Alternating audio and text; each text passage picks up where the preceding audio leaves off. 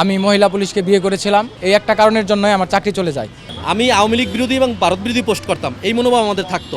এই কারণেই জঙ্গি নাটক সাজাইয়া আমাকে 4 মাস বিনা বিচারে সেলের মধ্যে আটকে নির্যাতন করছে। আমাকে মিথ্যা কাবিন দেখিয়ে এবং আমি বাহিনীতে টাকা দিয়ে ভর্তি, এটা দেখিয়ে আমাকে চাকরিচ্যুত করে।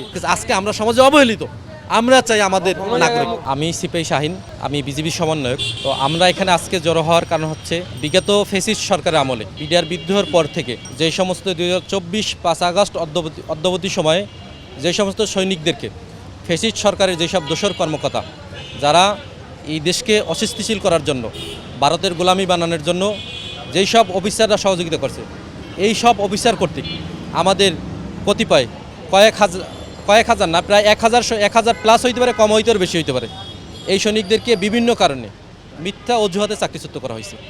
যেই সৈনিক দেখছে আমরা ভারত বিরোধী, ইউনিটির বিরুদ্ধে দেখছে এই সৈনিক ভারত বিরোধী, বা এই সৈনিক 5 ওয়াক্ত নামাজি, এই শক্তি আওয়ামী লীগ বিরোধী, অন্যান্য মতাদর্শের, এই সৈনিকদেরকে টার্গেট করা হইতো। এই সৈনিকদের টার্গেট করে এরা আমাদের বাহিনীর যে অভ্যন্তরীণীয় যে কোয়ার্টার গাট আছে, যেটা কয়েদিখানা, এবং এইখানে রাখা হইতো। যখন এইখানে রাখার পরে এই সৈনিকদেরকে দ্বারা কোনো তথ্য আদায় না করতে পারতো, তখন এরা করতো কি, আমাদের যে বিএসবি গোয়েন্দা সংস্থা আছে, এই গোয়েন্দা সংস্থার টর্চার সেল আছে, যেগুলা এক একটা রুম কবরের মতন, যেটা বর্তমানে আমরা আয়নাগর নামে অভিহিত করি। এই সব ঘরে আমাদেরকে আনা হইতো, এনে জোরপূর্বক টর্চার করে আমাদের কাছ থেকে মিথ্যা সাক্ষ্য নেওয়া হইতো। যখন একটা মানুষকে জোর টর্চার করা হয়, শারীরিক উপর টর্চার করা হয়, মানসিক টর্চার করা হয়, এবং ফ্যামিলিকে ভয়ভীত দেখানো হয়, তোমরা যদি এই কথা স্বীকার না করো তাহলে তোমাদের ফ্যামিলিকে ক্রোজ দেওয়া হবে বা মিথ্যা মামলায় জেলে দেওয়া হবে। এই ভয়তে আমাদের সৈনিকরা অনেক সময় এই মিথ্যা কাগজের উপর স্বাক্ষর করতো। এই মিথ্যা কাগজের উপর স্বাক্ষর নিয়ে ওরা এমন কিছু আমাদেরকে দাঁড় করাইতো, এমন কোনো কারণ দাঁড় করাইতো যেই কারণ সমাজের মুখে বলা সম্ভব না। দেখাইতো কি, পরকীয়ার সাথে আসক্ত, পরকীয়া জড়িত, এই কারণ দিয়ে দেয়, নেশায় আসক্ত। আচ্ছা আপনারা বলেন, যে সৈনিক 6 মাস ট্রেনিং করে, 1 বছর ট্রেনিং করে, এই সৈনিক কীভাবে নেশা আসক্ত হয়? এই সৈনিকের দেখাইতে মাদকের সাথে জড়িত, এই সৈনিকের দেখাইতো যে সে পরকীয়া করে। আস্তাগফিরুল্লাহ, পরকীয়া। এমনকি দেখেন, আমি 5 ওয়াক্ত নামাজ পড়ি, আমি 2010 সাল থেকে দাঁড়িয়ে রাখছি, 5 ওয়াক্ত নামাজ পড়ি, আমাকে দেখাইছে আমি পরকীয়ার সাথে জড়িত। বলেন, এই হচ্ছে দাঁড়িয়ে রাখছে, আমি দাঁড়িয়ে রাখছি, আমি জঙ্গি সদস্য, আমার উপর জঙ্গি তকমা দিয়ে আমাকে 4 মাস বিনা বেসরে আমার কোয়ার্টার গার্ডে এবং সেলের মধ্যে আটকে অযথা আমার উপর নির্যাতন করে, আমার কাছ থেকে মিথ্যা সাক্ষ্য নেয়। 1 নম্বর দাবি, চাকরিচ্যুত সময় হইতে, যেই সময় আমাদের সৈনিকের চাকরি চলে গেছে, চাকরি থেকে বহিষ্কার করছে, অদ্যাবধি সম্পূর্ণ বেতন ভাতা দিয়ে অন্যান্য সুযোগ সুবিধা সহ চাকরিতে পুনর্বহাল করতে হবে। 2, যদি কোনো বিজিবি সদস্যের চাকরি পুনর্বহাল করা সম্ভব না হয় তাহলে উক্ত বিজিবি সদস্যের সরকারি সকল সুযোগ সুবিধা সম্পূর্ণ পেনশনে আওতাভুক্ত করতে হবে। 3, যে কোনো আইন কাঠামোয় একতরফা বিচার ব্যবস্থার প্রয়োগে শত বিজিবি সদস্যের চাকরিচ্যুত করেছে সেই বিচার ব্যবস্থা সংস্কার, এবং যেই আমাদেরকে বিজিবি আইন 2010 নামে যেটা অবহিত করাইছে, এই আইনের আমরা সংস্কার চাই। এই আইনের মধ্যে যে কালো আইনগুলো আছে, এই আইনের মধ্যে 137-39টা অনুচ্ছেদ আছে, এই অনুচ্ছেদের মধ্যে যেই অনুচ্ছেদগুলো রাখার মতো যোগ্য, বাহিনীর জন্য ফেভার পক্ষে ওই আইনগুলো থাকবে, এবং সৈনিকের বিপক্ষে ওই আইনগুলো আমরা বিলুপ্ত চাই।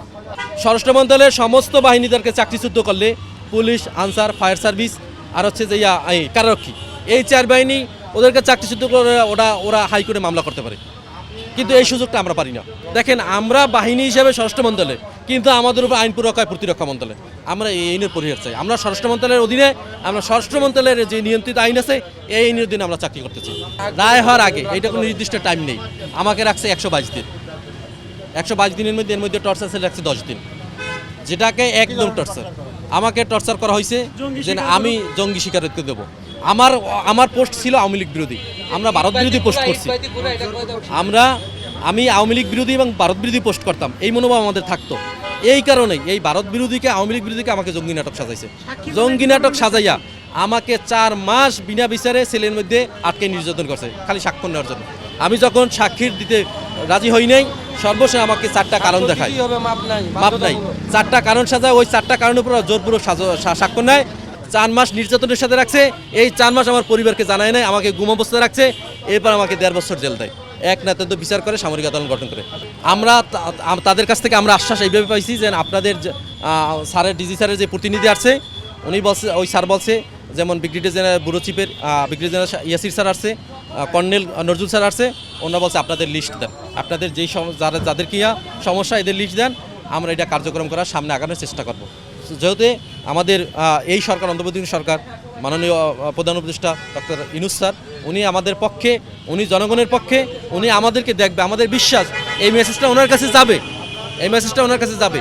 ওনার কাছে ওনার উদ্দেশ্যে আমরা এটাই বলতে চাই, স্যার খুব এক মেহনতি, গরিব মেহনতি মানুষের স্যার একজন, উনি গরিব মেহনতি মানুষের, উনি আমাদের এই কথাগুলো বুঝবে। আমরা যারা আজকে অবহেলিত, অবঞ্চিত, আমরা সমাজে মুখ দেখাইতে পারি না, এই বাইরে আছে এরাকে মুখ দেখাই দেয় না, এদের সন্তানরা সমাজে যাইতে পারে না, বলে যে তোমার বাপে তো চাকরি থেকে চুক্ত করা হয়েছে, কোনো একটা ভালো জায়গায় পোস্টে চাকরি গেলে, চাকরি করার জন্য গেলে বলে আপনি তো চাকরিচ্যুত, আপনি তো অবসান না।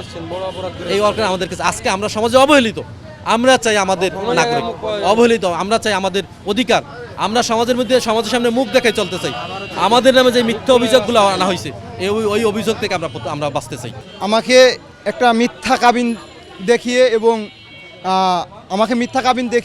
এবং আমি বাহিনীতে টাকা দিয়ে ভর্তি, এটা দেখে আমাকে চাকরিচ্যুত করে।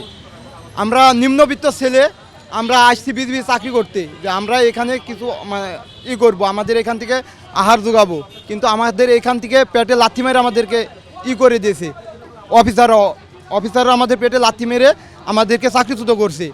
আমার চাকরি যায় 2018 সালের জুন মাসের 6 তারিখে। আমি মহিলা পুলিশকে বিয়ে করেছিলাম। তো ওকে বিয়ে করার পর আমাদের পারিবারিক মিসআন্ডারস্ট্যান্ডিংয়ের জন্য ও অভিযোগ করে আর কি। ওর অভিযোগের দিনই আমাদের মীমাংসা হয়ে যায়, আমরা একসাথে সংসার করতে থাকি। তারপরেও আমার অফিসার ওইভাবেই ঢাকা লেখে যে আমি সংসার করতে অস্বীকৃতি জানাইছি, শুধু এই একটা কারণের জন্যই আমার চাকরি চলে যায়।